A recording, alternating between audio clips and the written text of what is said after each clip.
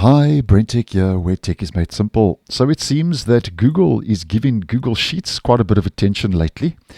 And this is now the second little update that Sheets has received over the last 2 days. The first of which I posted on 2 days ago, where smooth scrolling in Google Sheets is now finally available on desktop. And that video will be in the end screen of this video.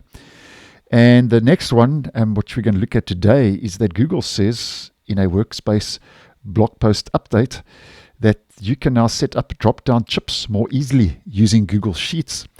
So basically what's changing, and a quick recap. Now, as many of you know, in 2022, Google announced the ability to create drop-down chips in Google Sheets by typing @D or drop-down, and then in the little menu you get this little drop-down sub-menu under components. And this basically is custom formatting, is a custom formatting smart canvas feature, which enables you to, they say, easily indicate statuses or various project milestones within your spreadsheet. Now, basically what's changing with this new update is they are making this a little bit better and simplifying the process, which I'm always in favor for. Now, the feature hasn't rolled out in my region, but if we head over to a GIF provided from the announcement, this is going to give us a good idea. So today, which was on the 5th of March, so that was 2 days or so ago, Google says they are building now upon this by introducing preset dropdowns. So instead of manually creating values for your dropdowns, you can now insert preset dropdown chips that are configured for common use cases like priority or review statuses.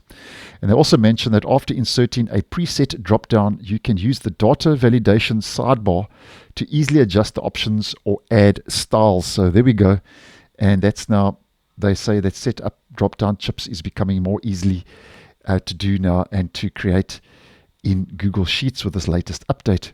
Now, if you are interested, the rollout pace started on the 5th of March, and that's basically going to go into the end of March to the halfway mark of April. So we're looking at the rest of March to the middle of April where this rollout of this feature will take place. So if you're not seeing it as yet, then I'm sure it'll be getting to you over the next couple of days. And the availability is available to all Google Workspace customers, Google Workspace individual subscribers. And the good news is, if you are like me and are a personal account, Google account user, it's also making its way into Google Sheets for personal account users. So just letting you know, as I know a couple of you are tied into the Google ecosystem, that's why I just push out these little updates from time to time just to keep you guys posted and in the loop. So thanks for watching, and I'll see you in the next one.